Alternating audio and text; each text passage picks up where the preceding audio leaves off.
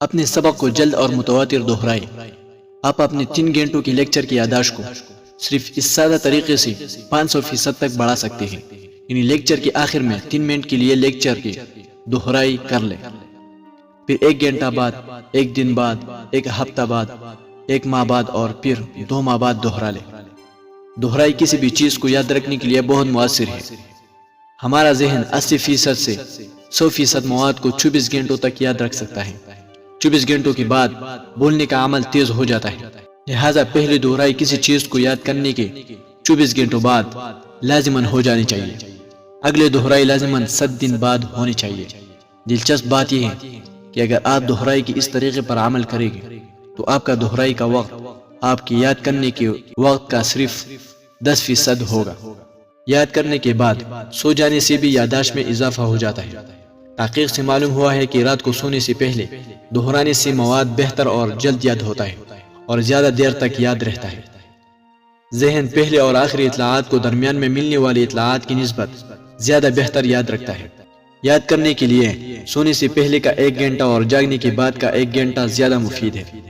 دن کے ان 2 گھنٹوں سے فائدہ اٹھائیں۔ اس دوران میں کوئی نئی چیز یاد کرے یا دہرائے۔ ویسے دہرانا عموماً سونے سے پہلے زیادہ مفید ہے۔ جب آپ کسی چیز کو یاد کر لیں تو اس کو مزید یاد کریں۔ مثلاً آپ کسی مواد کو 15 منٹ میں اچھی طرح یاد کر لیتے ہیں تو اسے 5 منٹ کے لیے مزید یاد کریں۔ اس طرح یادداشت بہت بہتر ہو جائے گی۔ ان یاد کرنے کے بعد کل وقت کا 1/3 مزید یاد کرنے پر صرف کریں۔ مثال کے طور پر آپ ایک چیز کو 6 بار دہرانے سے یاد کر لیتے ہیں تو بہتر یادداشت کے لیے اسے 2 بار مزید دہرا لیں۔ یاد کرنے کے 2 طریقے ہیں۔ کلی طریقہ، اس میں کسی مواد کو شروع سے آخر تک یاد کیا جاتا ہے۔ جزوی طریقہ، اس میں ایک پیراگراف کو یاد کیا جاتا ہے۔ دونوں کے نقائص اور فوائد ہیں۔ بہتر طریقہ یہ ہے کہ پہلے مواد کو کلی طریقے سے پڑھا جائے، پھر اس کے مشکل حصوں کو جزوی طریقے سے یاد کیا جائے اور آخر میں مواد کو کلی طریقے سے یاد کیا جائے۔ اگر ممکن ہو سکے تو اپنے آپ کو سبق میں شامل کر لیں۔ ایک ریسرچ میں ایک گروپ کو ایک کہانی سنائی گئی کہ انسان غاروں میں رہا کرتا تھا۔ اس نے پتھروں کو ایک دوسرے کے ساتھ رگڑ کر آگ دریافت کی۔ وہ پتوں اور جانوروں کے کالوں سے تن ڈانتا تھا وغیرہ۔ دوسرے گروپ کے افراد کو کہا گیا کہ وہ تصور کرے کہ وہ ابتدائی انسان ہے، اور پھر کہا گیا کہ تم غاروں میں رہتے تھے، تم نے پتھروں کو رگڑ کر آگ دریافت کی تھی، تم پتوں اور جانوروں کے کالوں سے تن ڈانتے تھے۔ تحقیق سے پتہ چلا ہے کہ ذہن اس ماحول میں مواد کو دوبارہ جلد ذہن میں لا سکتا ہے، یعنی ریکال کر سکتا ہے جس ماحول میں اسے یاد کیا گیا ہو۔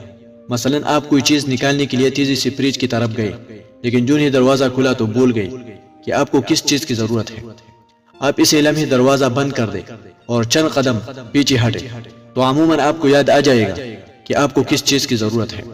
اسی طرح اگر آپ کو امتحان کے دوران میں کوئی خاص جواب یاد نہیں آ رہا تو گھبرائیں نہیں، لمبی لمبی سانس لیں، پرسکون رہیں اور آنکھیں بند کر کے اس جگہ کا تصور کریں جس جگہ آپ نے اس مواد کو یاد کیا تھا۔ اس کے بعد اپنے آپ کو تصور میں متعلقہ کتاب کی صفحات کھولتے دیکھیں۔